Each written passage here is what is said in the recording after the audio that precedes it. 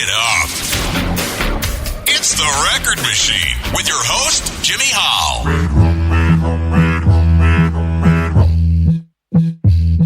Come on.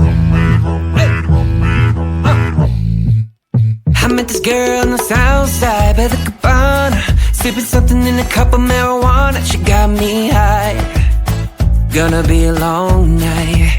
She got me feeling all this liquor, better tip her. The way she moving on the bottle, little whisper told me right, the girl was gonna be mine. And I wanna get to know ya, pull ya a little closer, feeling higher than the sun. We're buzzing on this rum now. This girl's got me feeling like I'm 6 feet deep. I'm going down.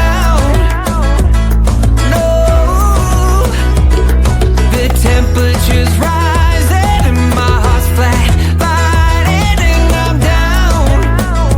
And ooh, she's killing me and I blame it on the red rum.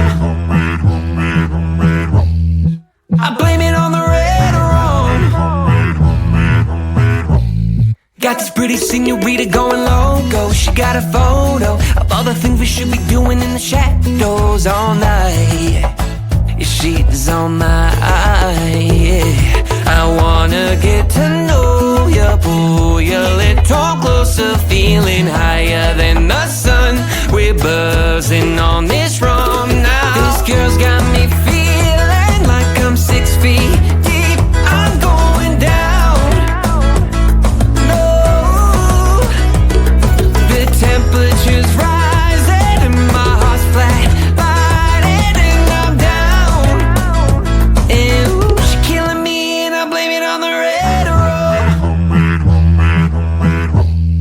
I blame it on the red rum.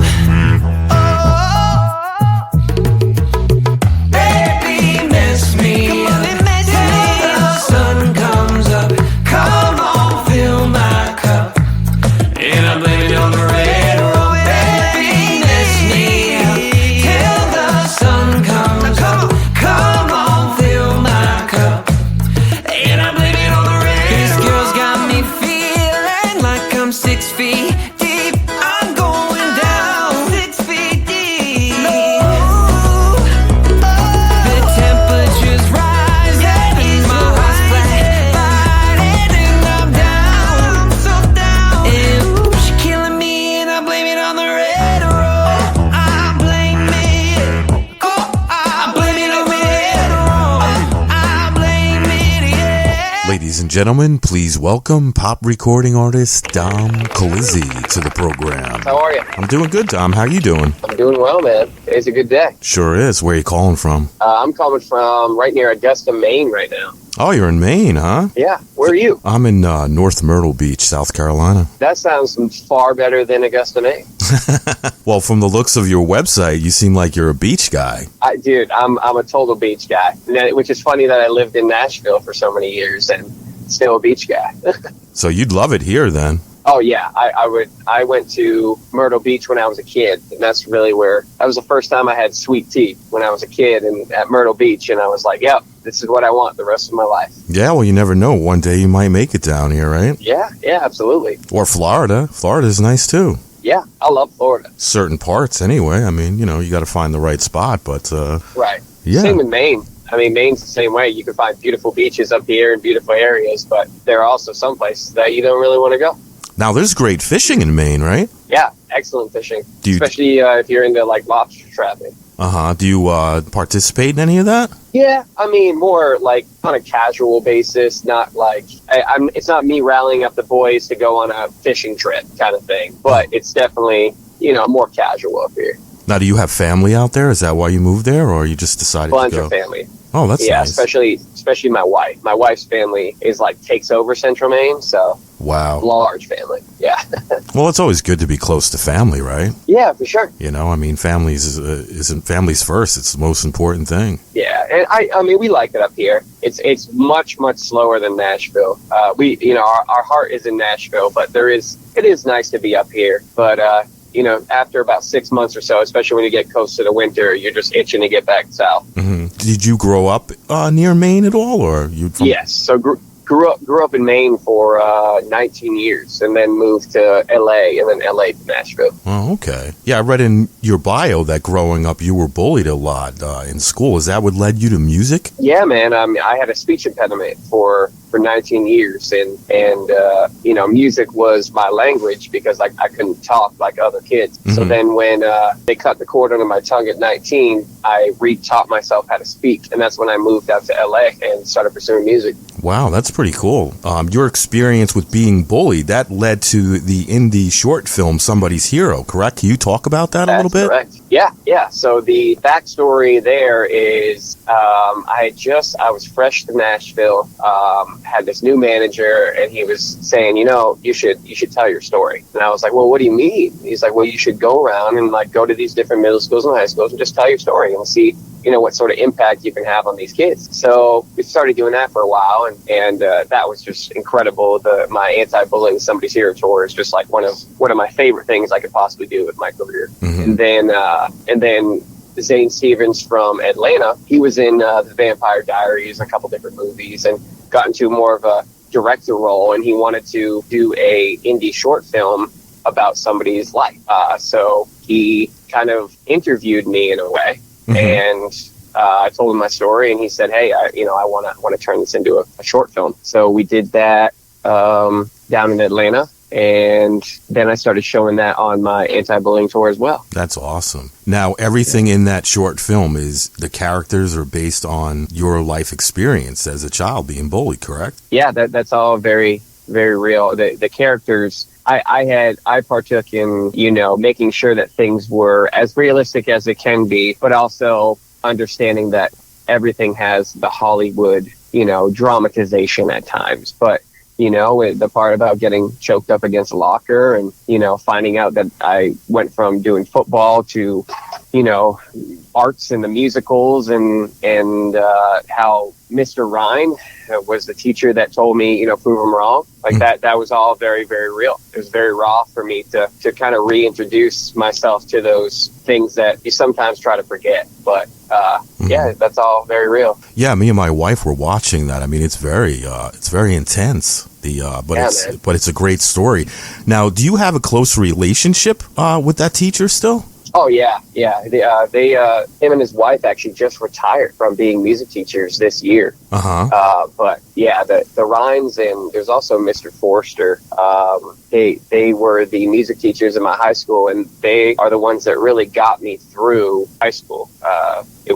They gave me my safe place. They showed me that, you know, I was worth something. So yeah, I definitely have. I wouldn't say super close because I don't get a chance to see them as often as I'd like to. Mm-hmm. But yeah, we have this sort of relationship that whenever we see each other, we just, you know, catch up and just thank each other kind of thing. You know, I always try to give them appreciation posts whenever I can and credit a lot of my, you know, success to them pushing me in school when there were days, especially come senior year, I just didn't go. And I remember just getting a text from Mr. Forster saying, "Hey, I don't care if you don't come to school today to go to class, but you're going to come in and come to music class. Like, you're going to come in and do what you do." And that's what I did. So I'd come in for 2 classes, and I would do my independent study with him for music, and then I would go home because that was my safe space. Wow, that must have been terrible, like just, you know, feeling like you're all alone and, you know, that you don't have anybody to help you, you know, and then along comes this great teacher and says, "Hey, man, don't worry about these guys.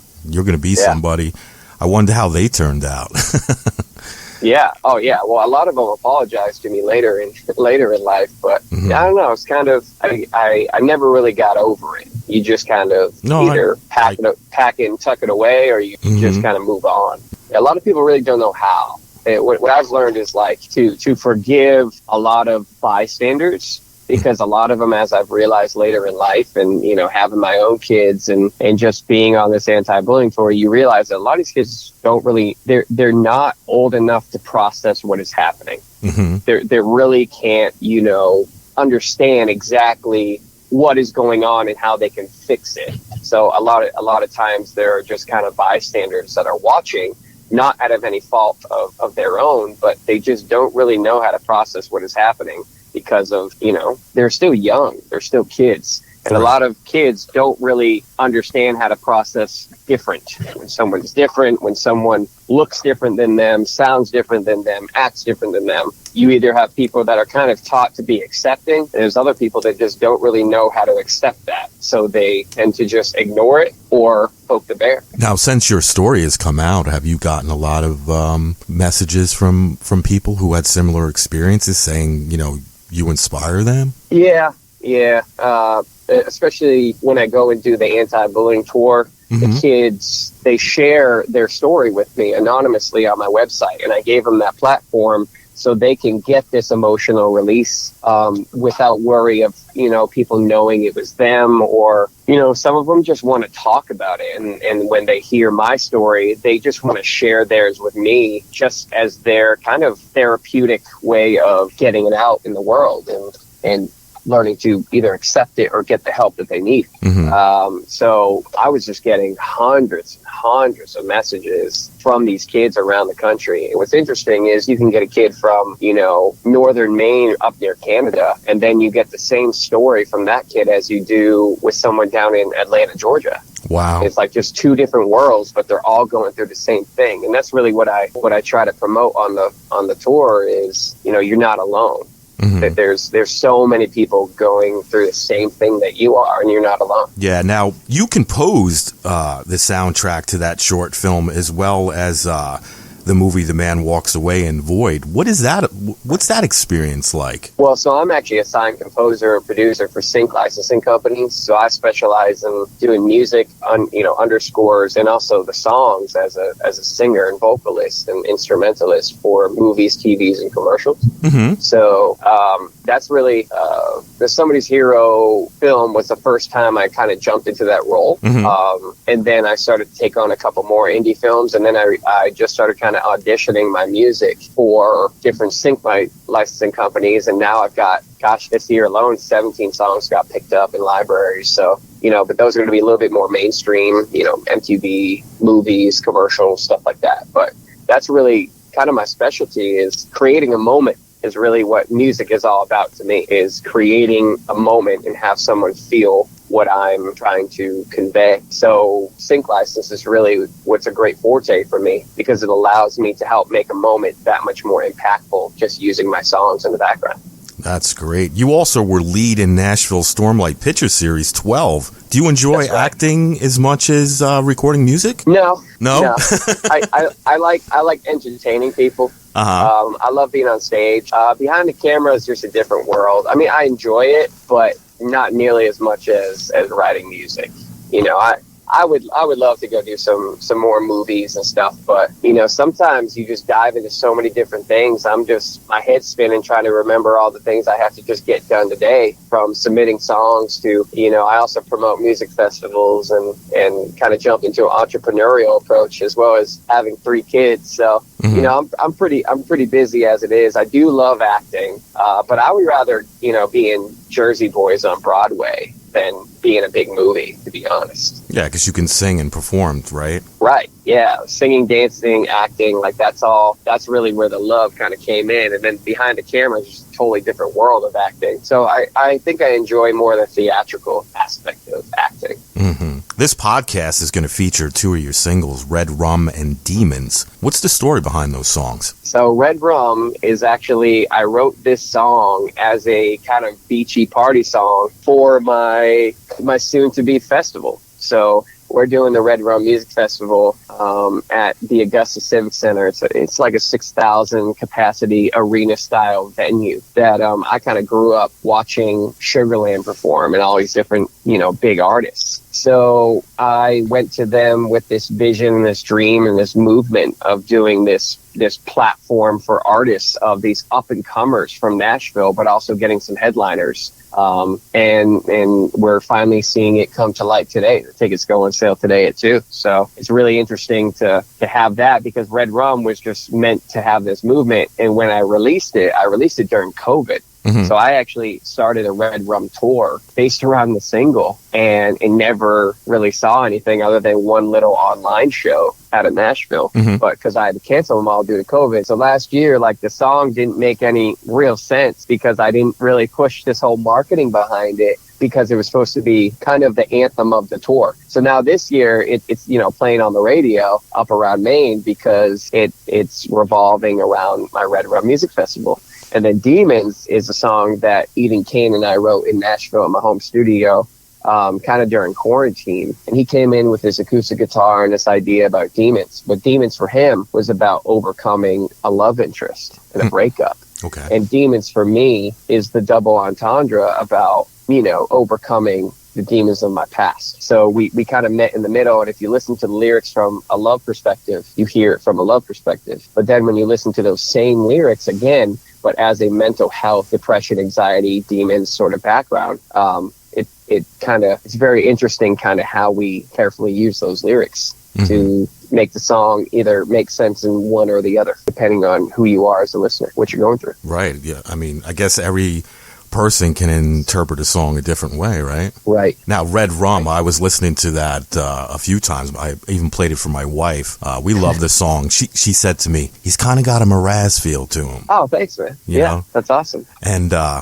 we were saying, I could see, sitting on a beach, having a pina colada, hearing this song at the bar, So my question to you is you going to follow like in the footsteps of Sammy Hagar and put out your own line of Red Rum or something like that? Absolutely. Yeah, that's like 5 years down the line. Find a distributor, have my own Red Rum. Absolutely. Wouldn't that be fun? My whole goal is really like taking the approach of, gosh, yeah. I mean, being able to, like a Jimmy Buffett, man, like have my music be obviously important in my career, but really take an entrepreneurial approach, which is why I started being a festival promoter and like, building events. And I love the stress of it. Like it completely stresses me out. I'm not going to lie, but I love it. It's like Monopoly. It's like a board game for me. So that's really where my heart is in business. And this past year was really where I decided I was going to treat my music business as a business, not a hobby. And that's really where a lot of things started changing. Yeah. I mean, I could see that. I could see you having your own line of rum or your own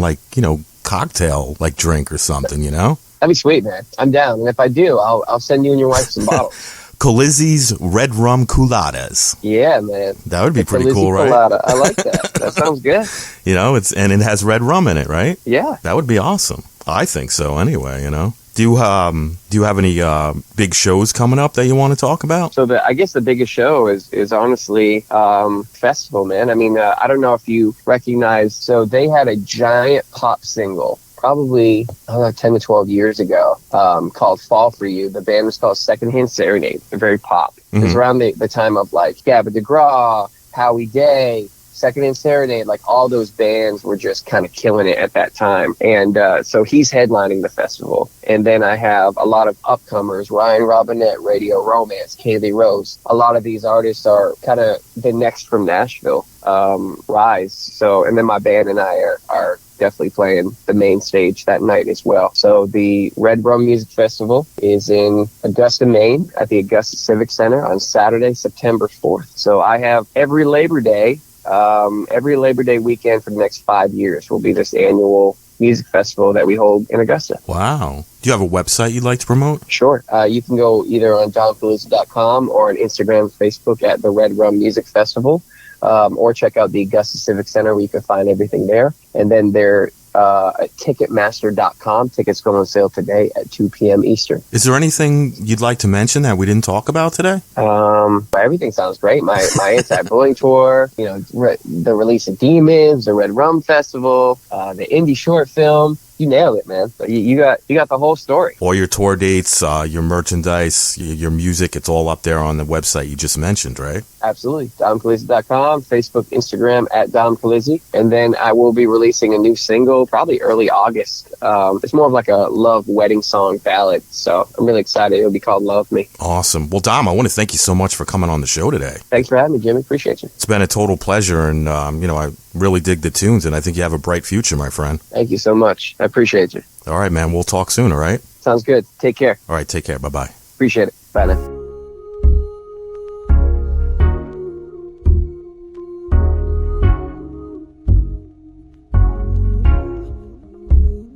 Where did the time go? 'Cause it seems to pass so fast. fast, like a river flowing into open water, baby, make it fast. You're making my mind float, and my thoughts are in the past. Picture perfect, was it worth it? Going through all of these photographs. Is it working, all the swerving? Are you hurting from the nerves where you think of me like I think of you? Where did all these demons come from? 'Cause they've been calling, they've been haunting my every move since we've been through. Where did all these demons come from? 'Cause this is painful and I'm not able to close my eyes and think of you.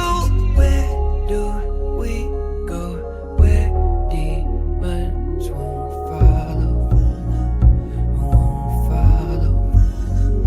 Or maybe it's just me staring at my phone, fingers waiting to dial, thinking I could tell you how much that I've grown if you would only tell me where I went wrong. This could all be undone and we'd be moving on. But is it working? All the swerving? Are you hurting from the nerves where